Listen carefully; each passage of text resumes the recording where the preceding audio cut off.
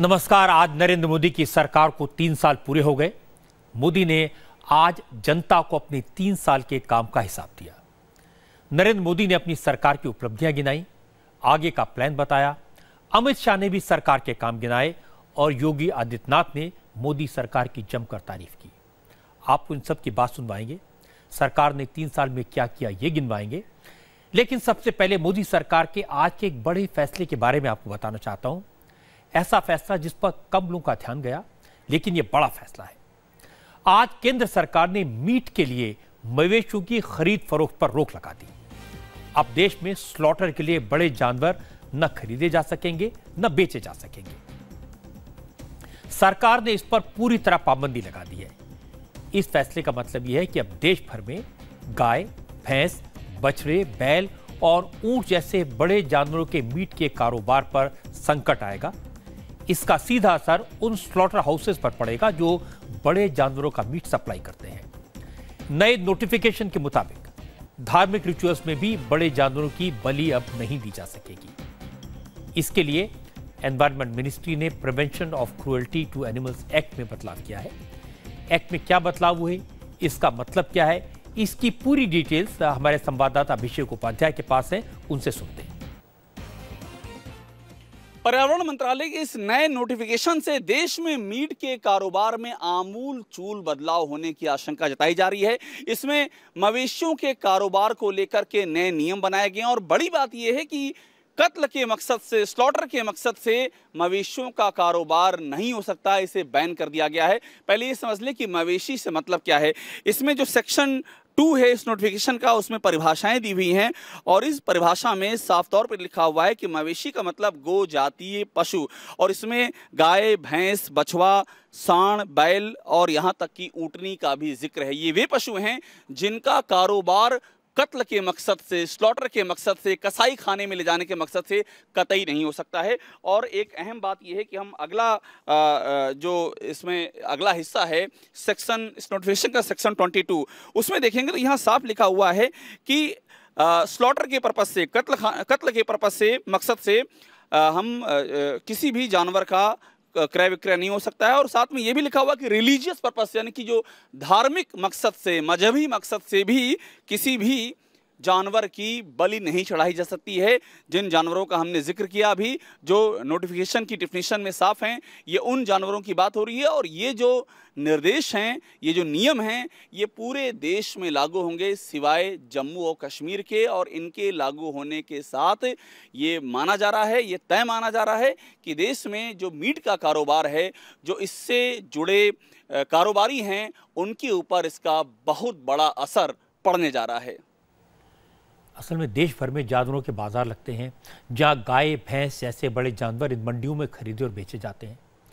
जानवरों के बाजार तो लगेंगे, लेकिन इन पशु बाजारों में जानवरों को स्लॉटर के लिए खरीदने बेचने पर पाबंदी लगा दी गई है।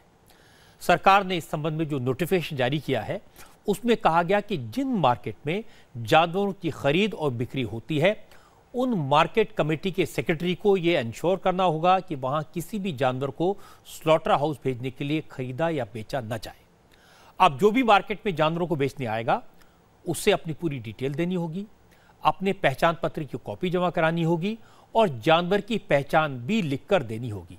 इसके साथ एक अंडरटेकिंग देनी होगी कि जानवर को स्लॉटर हाउसेस को बेचने के लिए नहीं लाया गया। जब भी कभी कैटल का बाज़ार में सेल होगा या परचेज होगा, तो मार्केट का जो सेक्रेटरी है उसको ये सुनिश्चित करना पड़ेगा कि ये उन दोनों लोगों से, खरीदने और बेचने वाले से सर्टिफिकेट लेकर कि ये जो सेल परचेज हो रही है ये किसी प्रकार के स्लॉटर के लिए नहीं हो रही है। तो मैं समझता हूँ कि ये कोई एबनॉर्मल बात नहीं है। भारत सरकार का कानून है, उसमें ये रूल बनाया गया है। और इसका मतलब ये नहीं कि कोई स्टेट्स की हम पावर ले रहे हैं, हम तो स्टेट्स को एनिमल वेलफेयर के लिए और ज़्यादा मजबूती प्रदान करने की व्यवस्था क्रिएट कर रहे हैं। असल में सब्जेक्ट स्टेट्स का है, लेकिन नोटिफिकेशन के बाद ये ताकत केंद्र सरकार के पास आ जाएगी, क्योंकि नोटिफिकेशन में साफ किया गया कि जनवरी के मेले में, माफ कीजिएगा, जानवरों के मेले में अब सिर्फ किसान ही हिस्सा लेंगे। वहां सिर्फ खेती, किसानों के काम के लिए और दूध के लिए ही जानवरों को खरीदा और बेचा जाएगा। पर्यावरण मंत्रालय के इस नए नोटिफिकेशन में एक बात समझने की है कि इसमें पशुओं के कारोबार पर रोक नहीं लगाई गई है। पशुओं का कारोबार भी होगा, पशु बाजार भी लगेंगे, लेकिन ये बात साफ तौर पर इसमें लिखा हुआ है कि ये एकदम वचन लिया जाएगा, लिखित घोषणा करनी होगी खरीदने वाले को पशु कि वो खेती के मकसद से, कृषि के मकसद से पशु को खरीद रहा है और इसको वध के लिए, कत्ल के लिए नहीं खरीद रहा है। ये उसे लिखित घोषणा करनी होगी और बाकायदा इसमें लिखा हुआ है कि एक पशु बाजार समिति होगी और ये पशु बाजार समिति ये मॉनिटरिंग करेगी इस बात की कि जो घोषणा की जा रही है इसमें कितना दम है, इसके साक्ष्य क्या हैं। और बड़ी बात ये भी है कि कौन खरीद सकता है पशु को, ये भी डिफाइन कर दिया गया है कि खरीदने वाला कृषक होना चाहिए, यानी कि किसान होना चाहिए और इस बात के भी सबूत देने होंगे कि वो किसान है कि नहीं इस मॉनिटरिंग कमेटी को, और उसके बाद ही ये खरीदने की प्रक्रिया आगे बढ़ेगी। और एक बड़ी बात इसमें और लिखी गई है कि जो भी वो कागजात देगा 6 महीने तक वो उस कागजात को अपने पास रखेगा। जो इस प्रक्रिया में जिन कागजातों का विनिमय होगा वो 6 महीने तक अपने पास रखेगा। और ये भी एक बड़ी बात इसमें लिखी हुई है कि 6 महीने के भीतर वो उस पशु को बेच नहीं सकता है, उसे अपने पास रखना होगा। यानी कि कुल मिलाकर के ये जो नियम, ये जो शर्तें इस नए नोटिफिकेशन में जोड़े गए हैं, ये इस बात को इंश्योर करने के लिए हैं कि उन्हीं पशुओं का कारोबार हम कर सकते हैं जिनको कि खेती के यानी कि कृषि के मकसद से कारोबार किया जाए। जो परिभाषाओं के मुताबिक जो पशु आते हैं, कत्ल के मकसद से कोई कारोबार नहीं हो सकेगा। इस नए कानून में बड़ी बारीकी से काम किया गया है, एक एक प्रॉब्लम को समझा गया है। जैसे राज्य सरकारों के सामने एक बड़ी प्रॉब्लम थी, इंटरस्टेट गैंग काम करते थे जो बड़े जानवरों को दूसरे राज्य में ले जाकर काटते थे। अब इन पर रोक लगेगी। इंटरस्टेट जानवरों की तस्करी को रोकने के लिए जो नया नियम बना है उसके मुताबिक राज्यों की बॉर्डर पर एनिमल मार्केट नहीं लगाए जाएंगे, यानी जानवरों की जो मंडियां लगती हैं वो सरहद पर नहीं हो सकती। ऐसे मार्केट को बॉर्डर से कम 25 किलोमीटर की दूरी पर होना पड़ेगा। 2 राज्यों की सीमा के बीच में पशुओं का अवैध कारोबार या यूं कह लें कि पशु तस्करी हमेशा से बड़ी चुनौती रही है। इस नोटिफिकेशन में इस समस्या को भी एड्रेस करने की कोशिश की गई है। इसमें साफ तौर पर यह लिखा हुआ है सेक्शन 8 में कि दूसरे राज्य में पशुओं का कारोबार नहीं हो सकता, यानी कि एक राज्य की सीमा के भीतर ही कारोबार हो सकता है। और सीमा में भी तय कर दिया गया है कि किसी भी राज्य की सीमा के 25 किलोमीटर के दायरे में कोई भी पशु बाजार आयोजित नहीं हो सकता है। और सेक्शन 8 में यह भी लिखा हुआ है कि अगर अंतर्राष्ट्रीय सीमा है तो 50 किलोमीटर के दायरे में कोई भी पशु बाजार का आयोजन नहीं किया जा सकता है। इस पर निगरानी के लिए एक district animal market monitoring committee भी रहेगी जिसका कि चेयरमैन जिले का डीएम रहेगा।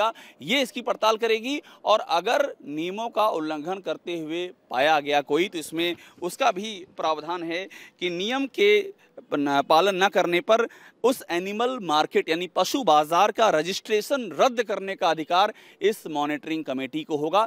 यानी कि बहुत ही सख्त नियम कायदे पशुओं की तस्करी को रोकने के लिए भी बनाए गए हैं। स्लॉटर हाउस चलाने वाले, बूचड़ खाने चलाने वाले, मीट का कारोबार करने वाले सरकार के इस फैसले को व्यावहारिक नहीं मानते, प्रैक्टिकल नहीं मानते। इन लोगों का कहना है कि सरकार का यह फैसला स्लॉटर हाउस के साथ साथ किसानों के लिए भी अच्छा नहीं है। किसी खास विशेष समुदाय, संप्रदाय, धर्म से इसको नहीं जोड़ा जा सकता कि मांसाहारी केवल एक ही संप्रदाय और विशेष समुदाय के लोग हैं। किसान जब देखता है कि दुधारू जानवर उसका भैंस जो है वो 80,000 की, 90,000 की, 60,000 की, 70 की आ रही है और वो उसे जब तक दूध लेता है तो इतना ही वो दूध लेता है, उससे ज़्यादा। और जब देखता है 2 भैंसें उसकी इस लायक नहीं रही कि वो रिटायर हो गई, वो दूध नहीं दे सकती, बच्चा पैदा नहीं हो सकता उनसे, तो वो बिल्कुल बाजार में बेचता है और ये नियत करके बेचता है कि ये दुधारू जानवर नहीं है, इसका कोई यूज़ नहीं है और ये जो है काटी जाएगी। और जब वो उसको फिर 2 भैंसें बेच के 15 की, 20 की, 40 की बिकी, उसमें एक जानवर ने दूध का खरीद लिया, कुछ पैसे अपने मिला दिए, तो उसकी आर्थिक स्थिति बहुत दृढ़ हो जाती है। इस फैसले को लेकर के राजनीति भी हुई। कांग्रेस के नेता सलमान खुर्शीद ने इस फैसले को गलत बताया। खुर्शीद का कहना है कि सरकार बड़ी प्रॉब्लम पर ध्यान देने के बजाय नई प्रॉब्लम क्रिएट कर रही है। प्रश्न ये होता है कि ये आखिर कर क्यों रहे हैं?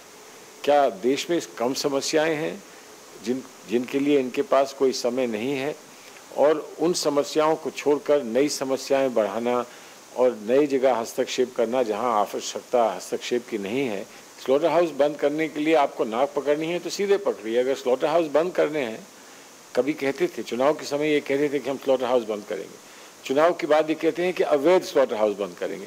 तो अवैध स्लॉटर हाउस तो चलने ही नहीं चाहिए, उनको बंद करने की आपको कहने की आवश्यकता क्या थी? किसी का कोई फायदा हो, किसी को कुछ लाभ हो, ऐसा नहीं है। सिर्फ क्या होगा कि करप्शन बढ़ेगा, चोरी बढ़ेगी। कि आपके पास कागज नहीं है और कोई कहेगा कि कागज नहीं है तो आप पैसे खर्च करोगे, कहोगे छोड़ो कागज नहीं है तो इसको आप एक्सेप्ट कर लो। केसी त्यागी जेडीयू के नेता हैं। उनका कहना है कि सरकार का फैसला किसानों के लिए ठीक नहीं है। कैटल खरीदना और कैटल बेचना किसानी अर्थव्यवस्था का हिस्सा है। जब पशु वृद्ध होता है, हमारे खेती के काम का नहीं बचता, हम उसको बेचते हैं। स्लॉटर हाउस को नहीं बेचते हैं, लेकिन बेचते हैं। और हम नए पशु खरीदते हैं। तो एक तो किसान के जो डे टू डे का कृषि कार्यों का आवागमन है, एक तो उसकी आज़ादी से कैद होती है। दूसरा,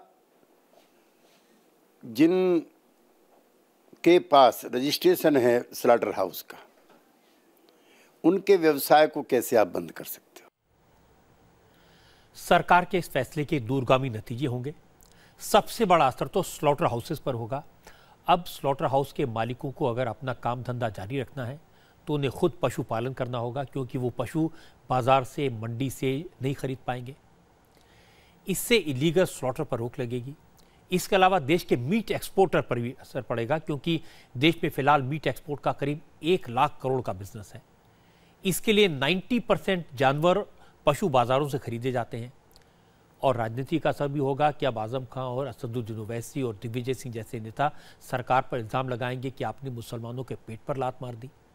देश के भगवाकरण की बात करेंगे, लेकिन देश के उस बड़े जनमानस पर जो गाय की पूजा करता है, गाय को माता मानता है, उसको लगेगा वाकई में नरेंद्र मोदी ने बड़ा काम कर दिया। अब सरकार के 3 साल की बात करते हैं। आपको नरेंद्र मोदी की बात सुनवाते हैं। उन्होंने जनता का अकाउंट दिया।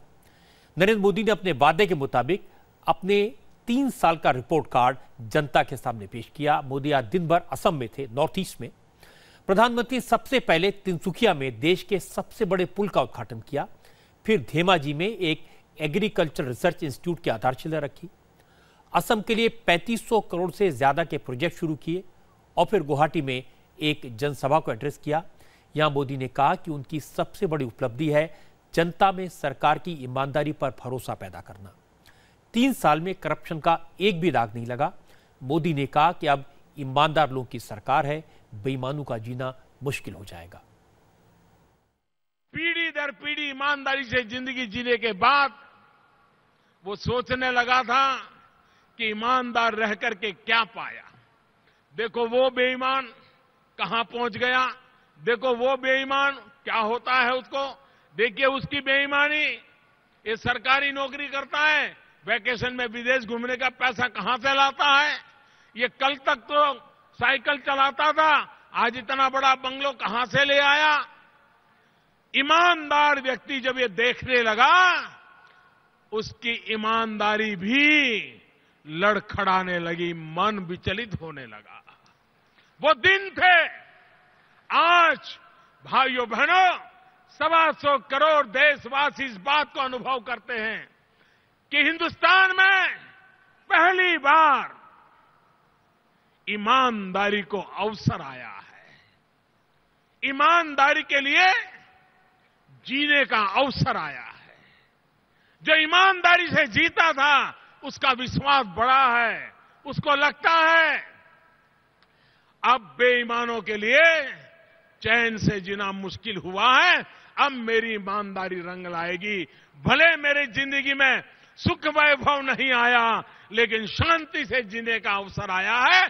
आज ये वातावरण बना है। मैं जानता हूं इसके लिए मुझे कितना कष्ट झेलना पड़ता है, कितनी बातों पर मुझे कठोरता बरतनी पड़ती है, लेकिन मैं देश की जनता को वादा करके आया हूं और उस वादे को मैं पूरी तरह निभाऊंगा। इसके बाद प्रधानमंत्री मोदी ने एक अपने बड़े और उपलब्धि की बात की। उन्होंने बताया कि देश में काले धन के कारोबार पर रोक लगा दी गई है। मोदी ने ब्लैक मनी रखने वालों से फिर कहा कि सुधर जाओ, ब्लैक मनी डिक्लेयर कर दो, वरना सरकार बेईमानी की पाई पाई निकाल लेगी। एक वक्त था जब देश में काले धन का ही कोहरम मचा हुआ था। काला धन, काला धन, काला धन, यही कान पे आता था। एक ऐसी सरकार है जहां काला धन नहीं, जनधन, जनधन, जनधन, यही शब्द सुनाई देते हैं। चोरी के पैसों से जो बड़े बड़े बंगले बना करके बैठे हैं, बेनामी संपत्ति जिन्होंने बनाई है, 18-20 साल के उनके बेटे दुनिया की महंगे से महंगी मोटर बाइक लेकर के दुनिया में वट मार रहे हैं। अगर वो पैसा बेईमानी का है तो हम निकाल करके रहेंगे, गरीबों को लौटा के रहेंगे। भाइयों बहनों, मैं जानता हूं इसकी कीमत चुकानी पड़ेगी, हर कीमत चुकाने के लिए तैयार हूं, लेकिन जनता को जो वादा किया है उस वादे से मैं कभी मुकरने वाला नहीं हूं। मोदी ने कहा कि देश के नौजवान ईमानदारी से जीना चाहते हैं, वो बेईमानी की कमाई से दूर रहना चाहते हैं, इसलिए देश में अब बेईमानों के लिए जगह नहीं है। मुझे बड़े अच्छे घराने के कुछ बच्चे मिले थे। ऐसे ही मैंने पूछा नौजवानों को कि भाई यूथ में क्या चल रहा है। उन्होंने कहा, साहब हमारे घर में एक चर्चा है, हम हमारे माता पिता से चर्चा करते हैं कि आपके जमाने में जो था वो था, आपने बेईमानी की होगी, सरकारी नियमों को तोड़ा होगा, आपने लोगों को खरीदा होगा, लेकिन अब वक्त बदला है। हमारी पीढ़ी ईमानदारी से कुछ करना चाहती है और हमें विश्वास है कि हम ईमानदारी से अच्छी जिंदगी जी सकते हैं। इसके बाद नरेंद्र मोदी ने नोटबंदी की बात की। कड़ा फैसला था। मोदी ने कहा कि फैसले से लोगों को मुश्किल हुई, विरोधियों ने जनता को भड़काने की खूब कोशिश की, लेकिन लोग सरकार के साथ थे और जनता का यही भरोसा उन्हें बड़े और कड़े फैसले लेने की ताकत देता है। नोटबंदी बड़ा कठोर निर्णय था।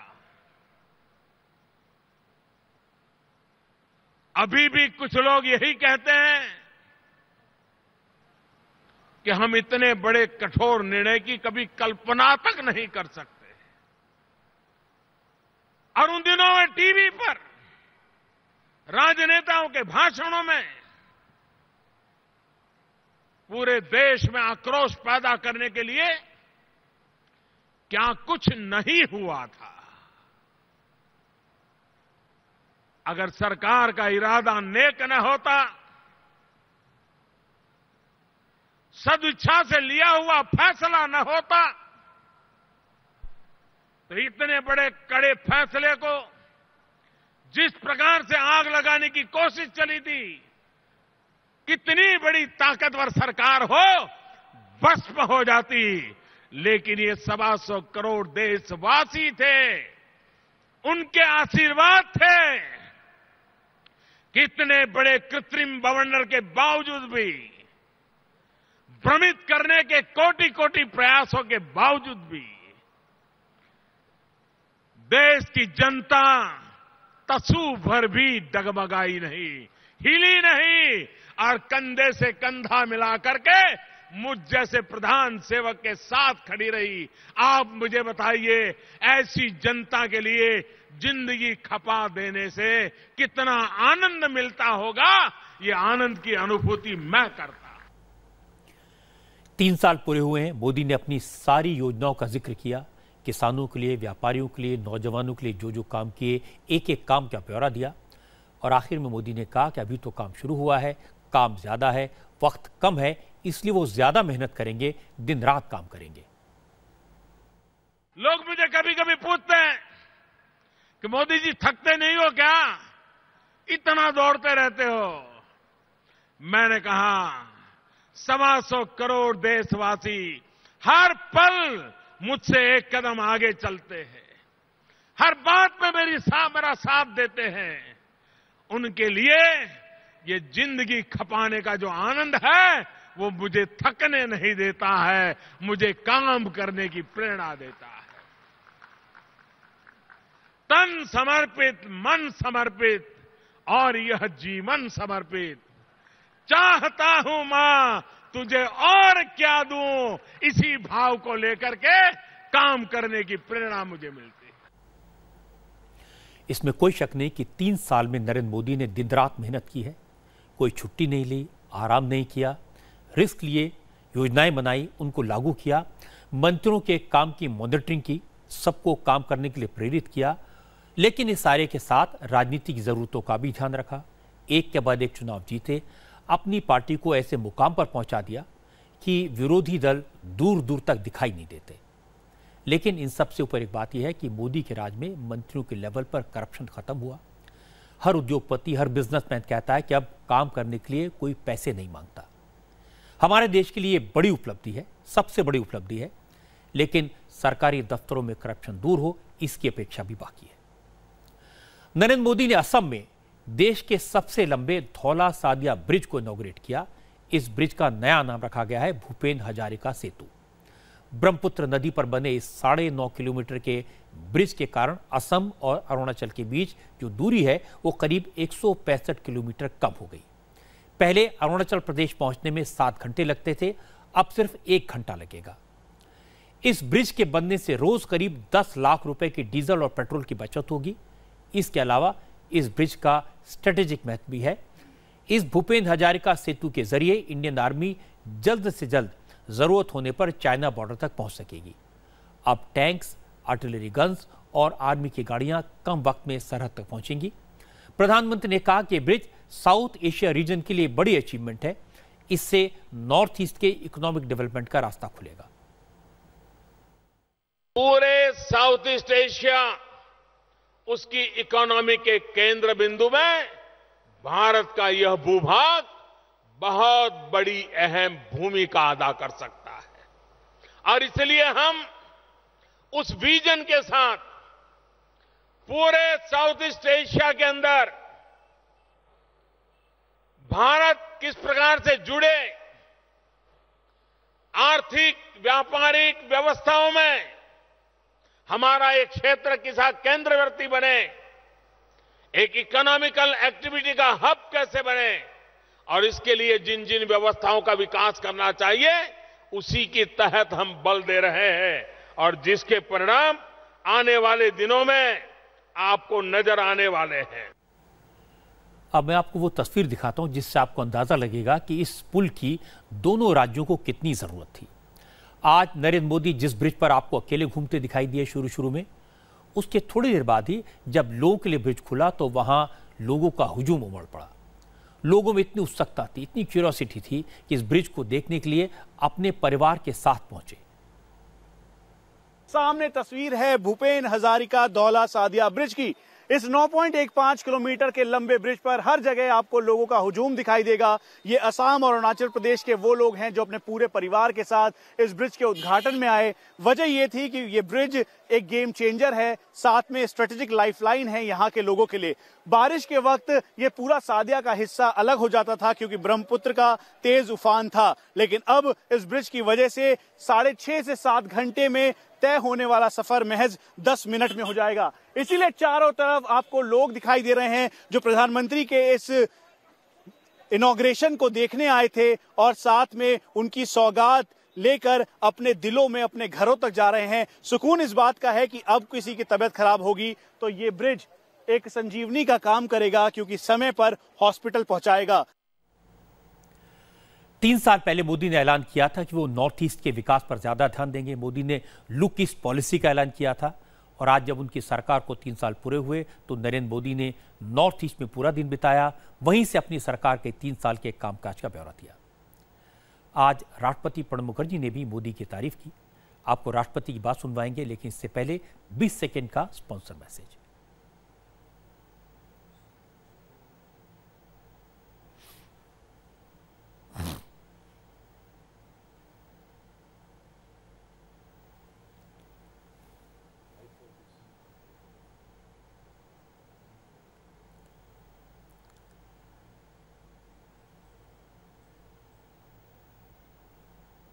आज राष्ट्रपति प्रणब मुखर्जी ने प्रधानमंत्री मोदी के विजन की तारीफ की।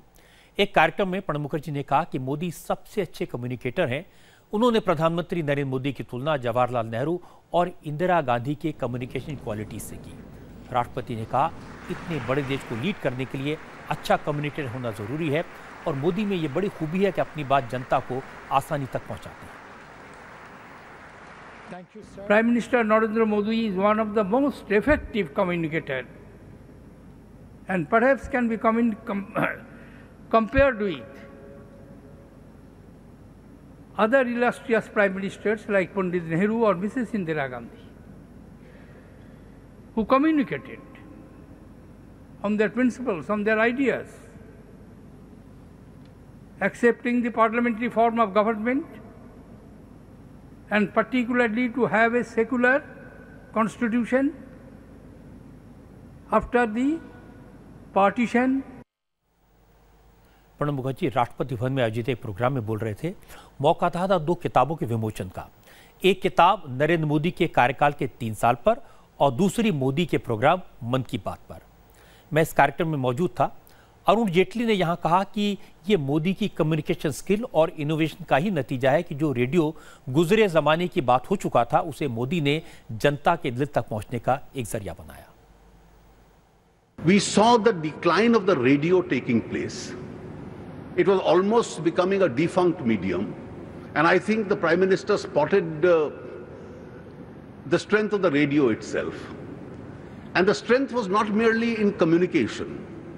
The strength was that merely giving an interview to half a dozen television anchors or addressing a ritual of a press conference in Vigyan Bhavan is not the art of communication. They are merely carriers of a message. Do you have the ability to go above their heads and talk to the people directly? And I think his experience in Gujarat, particularly from 2001 and 2 onwards, helped him in replicating that example, that talk to the people directly over the heads of half a dozen people who thought that they have a sole monopoly in conveying and communicating. And therefore, this experiment of talking directly to the people, he used radio as a medium. He used his political communications as a medium, just as the example of the Dandi Yatra that I gave used that as a medium, and it proved to be a far more effective medium. And I think these are great lessons we've learned.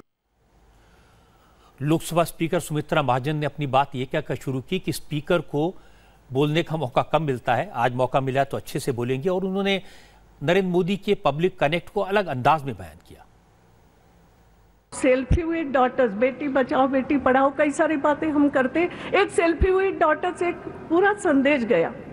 हालांकि ये selfie के बारे में एक मेरी अपनी अलग धारणा है, सोचना पड़ेगा इस पर, क्योंकि ये सेल्फी इतनी हो गई है, चाहे जहाँ चाहे जाओ, और जहाँ हम जाते हैं सिर पे सिर लगा के सेल्फी लेने की बात होती है। मैं तो बहुत परेशान हूँ, तो मैं कई बार उसको टालती हूँ। मैं कहती हूँ, बाबा selfie with Modi, not with me. आज प्रणब मुखर्जी ने, अरुण जेटली ने, सबने एक बात कही, नरेंद्र मोदी बड़े अच्छे कम्युनिकेटर हैं। वो जनता से संवाद करने के नए नए तरीके ढूंढते हैं और इसका बड़ा उदाहरण इन सब ने दिया। रेडियो के जरिए मोदी ने जो मन की बात शुरू की है, कैसे उसके जरिए वो करोड़ों लोगों तक पहुंचते हैं। नरेंद्र मोदी असल में सोशल मीडिया के मास्टर हैं। अपनी बात को सोशल मीडिया के जरिए कन्वे करना, फिर वेबसाइट और ऐप के जरिए लोगों की राय जानना उनके डेली रूटीन में शामिल है। इसीलिए कम्युनिकेशन में वो अपने साथियों को, अपने विरोधियों को, सबको काफी पीछे छोड़ देते हैं। वैसे प्रणब मुखर्जी ने विपक्ष को आज झटका भी दिया। कांग्रेस समेत दूसरे विरोधी दल चाहते थे कि प्रणब मुखर्जी को दोबारा राष्ट्रपति के चुनाव में उतारा जाए, लेकिन प्रणब मुखर्जी ने कल संकेत दे दिए। अब वो सार्वजनिक जीवन में अपनी पारी खत्म करना चाहते हैं। कल उन्होंने अपने प्रेस सचिव वेणु राजामणि को विदाई दी। प्रणब मुखर्जी ने कल कहा कि अब उनका कार्यकाल सिर्फ 2 महीने का रह गया है। प्रणब मुखर्जी ने अपना स्टैंड क्लियर किया तो विपक्ष ने नए सिरे से रणनीति बनानी शुरू की। राष्ट्रपति पद के उम्मीदवार के नाम पर चर्चा के लिए आज सोनिया गांधी ने विपक्षी पार्टियों के साथ लंच किया। इस मीटिंग में 17 विपक्षी पार्टियों के नेता शामिल हुए। बातचीत हुई, लेकिन विपक्ष ने किसी नाम पर कोई फैसला नहीं किया। अब विरोधी दल सत्ता पक्ष के रुख का इंतजार करेंगे। ममता बनर्जी मीटिंग के बाद सबसे पहले बाहर निकली। उन्होंने अटल बिहारी वाजपेयी की याद दिलाई। कहा, राष्ट्रपति का इलेक्शन आम सहमति से हो तो अच्छा रहेगा और आम सहमति बनाने की पहल सरकार की तरफ से होनी चाहिए।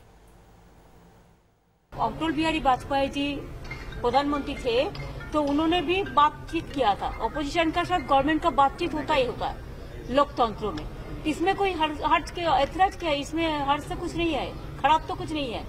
Anybody can talk to anybody, no? Government can talk to opposition party also. What is the harm? I can tell you that everybody is in a favor that if the candidate is good and secular and they are familiar with the constitution, then we may support the consensus candidates. If it is accepted by all, or otherwise they will cheat and they will decide the candidate. आज की meeting में नीतीश कुमार नहीं आए, लेकिन उन्होंने शरद यादव को भेजा।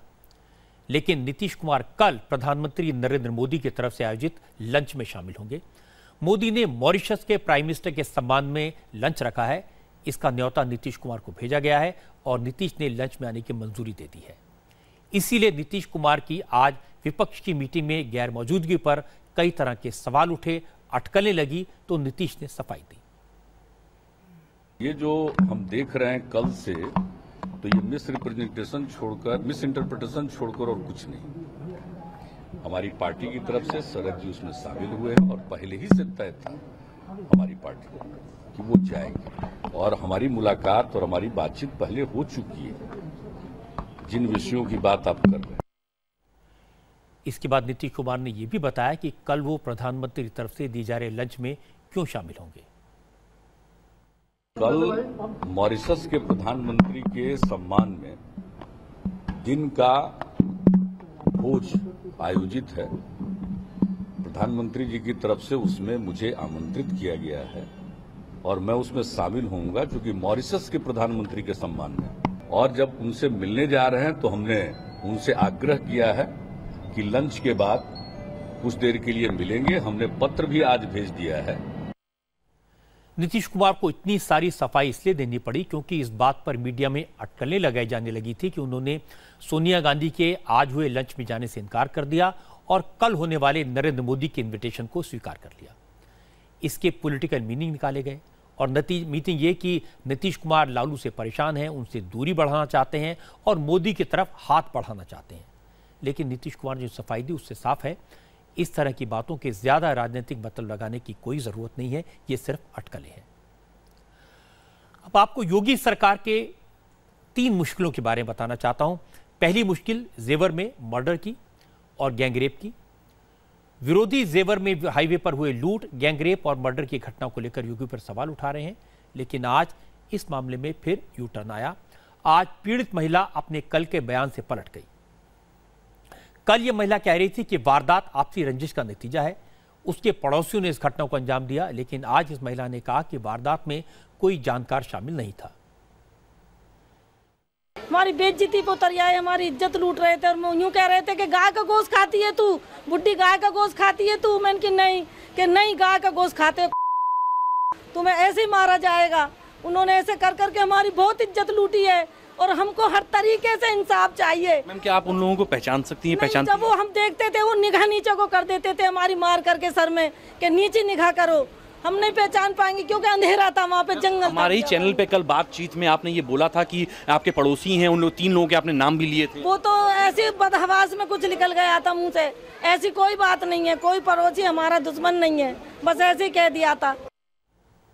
कल इस महिला ने कई लोगों के नाम लिए थे, उन्हें आरोपी बताया था, उनकी पहचान की थी, लेकिन आज बात बदल ली। इसके साथ साथ डॉक्टर्स की टीम महिला के आरोपों को गलत बता रही है।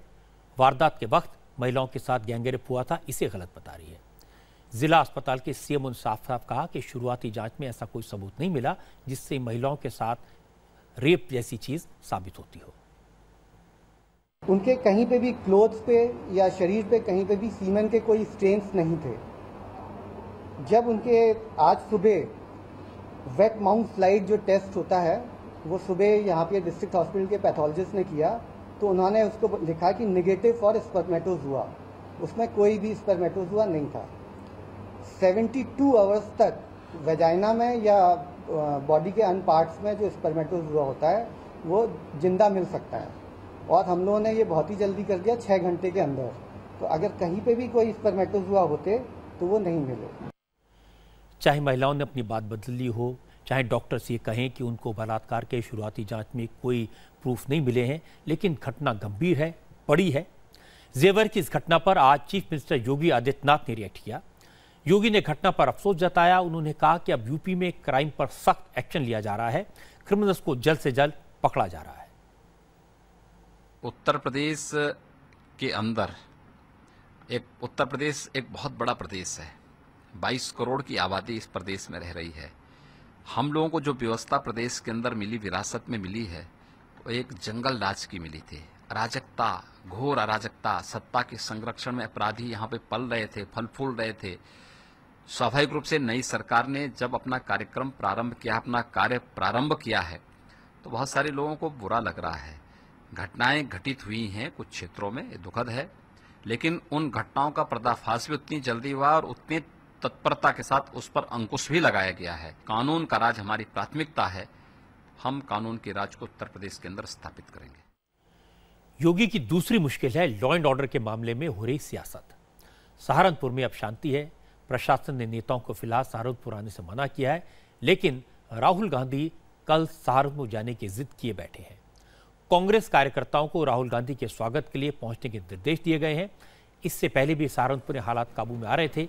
उस वक्त मायावती ने रैली की थी और मायावती की रैली के बाद हिंसा हुई, माहौल खराब हुआ था।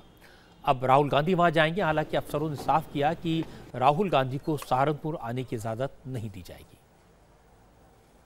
ये जानकारी भी प्राप्त हुई थी कि कल राहुल गांधी जी का आने कार्यक्रम था सरसावा एयरपोर्ट पे 1 बजे। तो अभी हम लोगों ने सभी पॉलिटिकल पार्टीज़ को रिक्वेस्ट किया है कि जब तक यहाँ की स्थिति पूरी तरह से नॉर्मलाइज नहीं हो जाती है, तब तक हम लोग विजिट्स को डिस्करेज कर रहे हैं। तो उनको भी हम लोगों ने, जो कांग्रेस की यहाँ ऑफिस है, उसको भी बता दिया है कि अभी विजिट न करें और इसकी परमिशन अभी डिस्ट्रिक्ट एडमिनिस्ट्रेशन नहीं देगी। उत्तर प्रदेश सरकार के मंत्री सिद्धार्थनाथ सिंह ने राहुल गांधी को सलाह दी है कि अगर गरीबों और दलितों की वाकई में फिक्र है तो वो गोरखपुर और बलिया जैसे इलाकों में जाएं, जहां बीमारियों से सैकड़ों लोगों की मौत होती है। राहुल गांधी जाना चाहते हैं तो कल हम लोग ने 1 करोड़ बच्चों को जो एन्सेफेलाइटिस से मरते हैं वो दलित होते हैं अधिकांश या मुस्लिम बच्चे होते हैं 85%।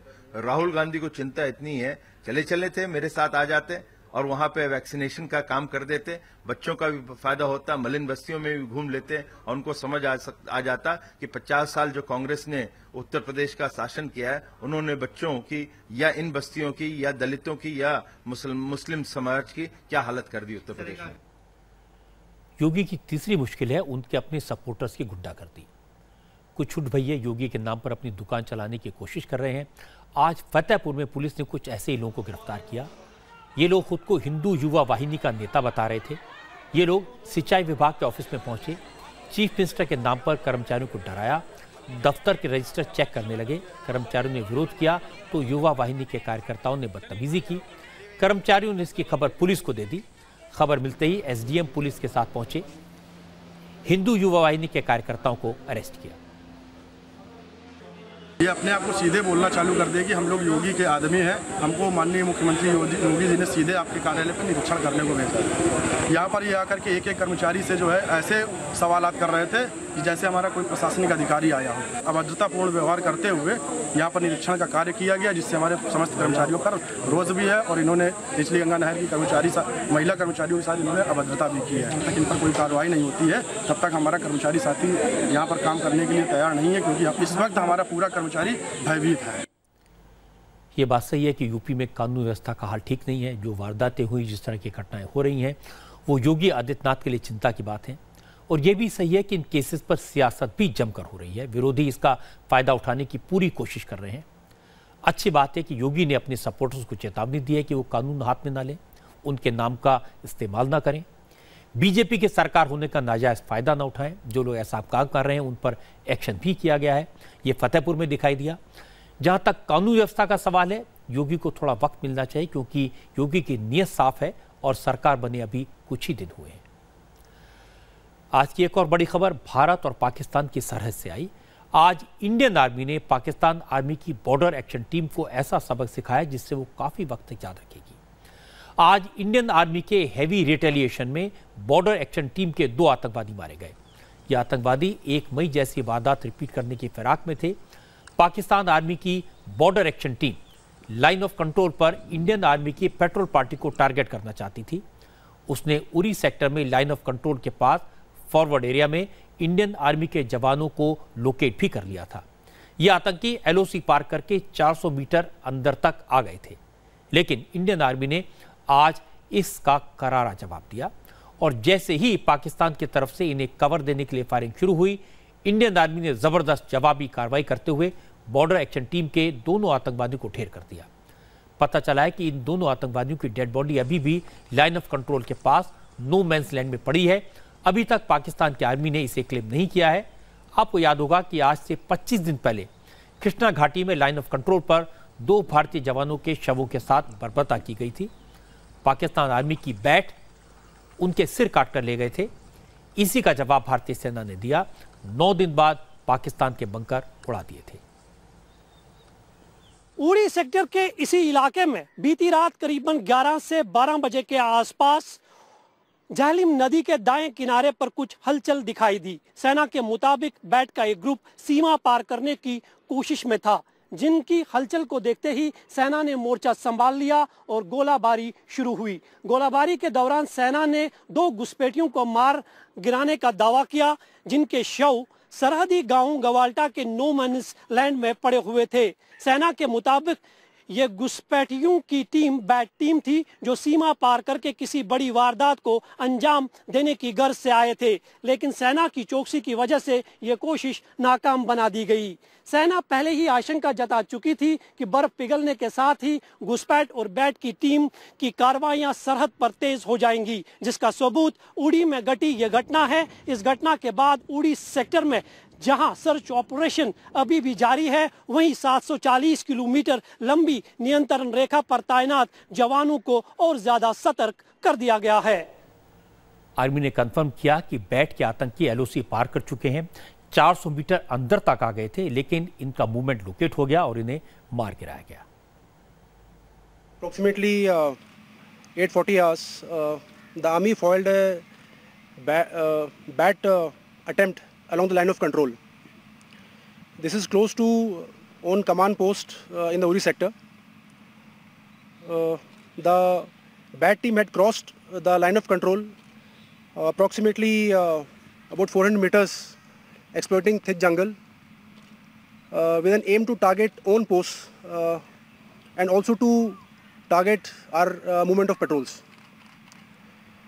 So this movement was picked up by own alert troops, and thereafter, after picking up the movement, the firefight ensured, wherein 2 terrorists were eliminated by own troops.